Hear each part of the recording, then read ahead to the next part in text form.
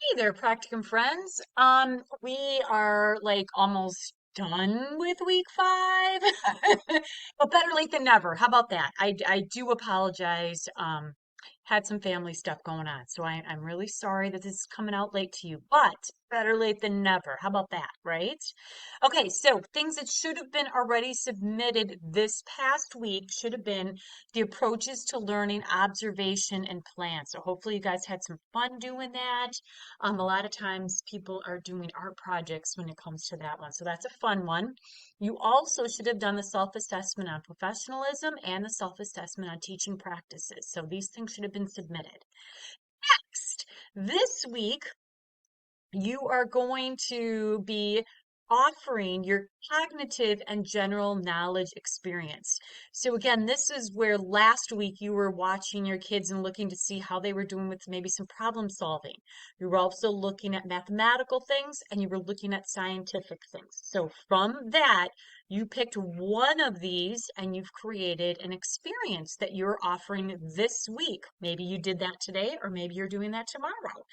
And then you'll finish everything off and you're going to send this off and submit it into Blackboard by Monday, 11:59 p.m. So it's not considered late and then you don't lose some points for that. Okay. So that gets you caught up to that. What you're also doing is you're doing stuff completely different now. So instead of observing kids, what I'm going to have you do is look at your environment. Because I want you to realize when you're looking at, you're working as a teacher, you not have to just sit there and look at the kids all the time. Look at the environment and how can that environment incorporate all the different domains. So that's what we're doing next. I'm really excited. I usually like these a lot better than the other ones. Don't tell anyone I said that. Anyway, under health and physical, what you are going to do is you are going to look at the writing area in your classroom. Now, if your classroom doesn't have a writing area, guess what? You're going to create one. If it has one, you are going to change it. You're going to add things to it. So you're not going to say, oh, look, there are pencils here, but no markers. I'll just add markers. No, that doesn't cut it. All right. I need you to be really creative and I want you to do fun things with it. So what you'll start doing with these is number one, I have a video in that you guys can watch and I go over everything. What you'll do is you'll start at number one and you're going to answer every single one of the questions. Look, take a picture. Put a picture of what the area looks like. If there is not a writing area in your classroom right now, then obviously you're not going to submit a picture. But then I've got resources. And if I were you, I would probably make a copy of these resources so that you've got them for future reference. These are really cool ideas of what you can do to enhance your writing area. So what you're going to do is you're going to keep following. You did section one, then section two, then go to section three. So what you're doing here is you're actually looking at and answering these questions today to see what that writing area is all about. And then next week, you're going to offer something new, is what you're going to do. And again, I've got a video explaining how to do this one. So this is really fun. For those of you who are not in your own classroom, you're still going to incorporate and you're going to offer something new into that classroom. And don't feel, oh my gosh, I don't want to be stepping on this teacher's toes or blah, blah, blah. No, teachers want you to bring in new things. They want new ideas. They do want you to do this. And I'm not asking you to spend a lot of money. A lot of the ideas that we have in here could involve things that you can just grab from your home and make them. All right. But you need to put some effort into it. So again, if you want all the points, I want to see something really creative and something really fun. And again, remember, you guys are being placed in someone else's classroom. They're doing you a favor. So by you helping and offering new things in their classroom, you are then returning that favor and giving them something back. Okay. So I want you to think about it that way. So you're observing in the domain of health and physical, and oh my goodness gracious, we're doing two domains this week. Da-dun, da-dun. You're also going to be working on the social emotional domain. And for this one, you are going to conduct something that's called the ASQSC on one of the children.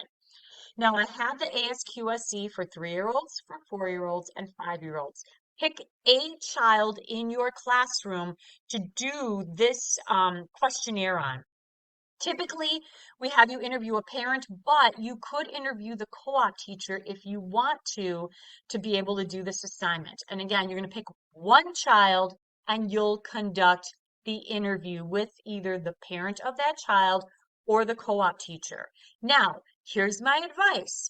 Don't pick a child that everything is perfect on because this is not going to work for you. And then you're going to say in your assignment, oh, I didn't have to do anything. And I'm not going to give you all the points. All right. So what needs to happen is this is what the actual document looks like.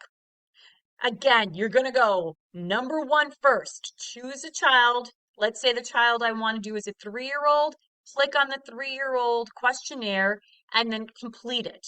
Okay. Number two, write a description of the child that you've done this ASQSE, this questionnaire on, and give me information here.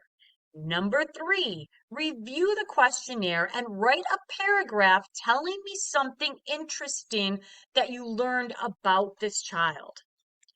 Number four, now here's where it comes in that it's super important for you to pick a child who maybe you have a concern with, because I want you to talk about that concern. What is the concern? Why did you choose this particular behavior that you noticed as a concern? And then here's where the kicker comes in. Number five, what is a strategy or an experience that you could help work on this behavior or this concern? So you're going to have to do something about it. If that means that you offer an experience in the class, or maybe you get to talk to the parent and say, this is something. So let's say, for example, in this questionnaire, the parents say that their child has difficulty with sleeping. They just don't have a routine set up. So you're going to talk about that. This is, where the parents stated that there's no routine for the sleep time. This kid doesn't go to bed at the same time every day. And it's a hassle to get him to bed. Okay, so you're going to talk about some of that stuff. The behavior you want to work on then is sleeping, bedtime for the parents. Then what's a cool strategy? Maybe you're going to come up with a schedule for the parents that they can follow. And you're going to write up this schedule. And maybe you're going to make like a little booklet out of it, or maybe like a big poster out of it. And you'll take pictures of, we're going to start off with for bedtime. The child has to brush his teeth, and you'll take a picture of some toothpaste and toothbrush. Then you're going to say the next step is the child needs to put on his pajamas and take a picture of some pajamas. Then maybe the next step is the child is going to sit and read a book with the parents, and then you take a picture of that. And then fourth, the next thing on the schedule is the child is going to go to bed. So maybe you've come up with an idea of how to help with bedtime, and that's what I want you to write about in here. Because then I want you to let the parents know what is your suggestion, and ask the parents how did things go, and then reflect on it. So hopefully this all made sense. Again, you're following all of the steps in order. So don't pick a child that everything is perfect and there's nothing you need to worry about. I want you to pick a child where you know there are some concerns. So you're starting to think and work on this week, because then next week you're going to offer that strategy or that experience to the parents and find out how it goes. Okay, so that's how that one is. So that's your second domain that you're observing on this week. You're also this week going to be filling out the self-assessment on diversity. Now, some of you guys haven't even started on these self-assessments. Yikes! You need to start working on these, please. And remember, every single category, you should be writing 3 to 4 sentences answering each one of these questions. So keep that in mind, please. Finally, I am finally at my second rounds of observations. I have seen all of you guys at least once, so now I'm on round 2. So please keep an eye out on your emails, because I will be setting up round 2 observations, which should be my last ones, in the next couple of weeks. So again, keep an eye out for emails so that we can see when I can come and observe you next. All right? Hope everything's going well. So far, I'm really happy with what I'm seeing. You guys are doing a great job, and I'm proud of you. This is not easy to do in 8 weeks, but you guys are pulling it off. So good for you. All righty. Ta-ta for now, friends.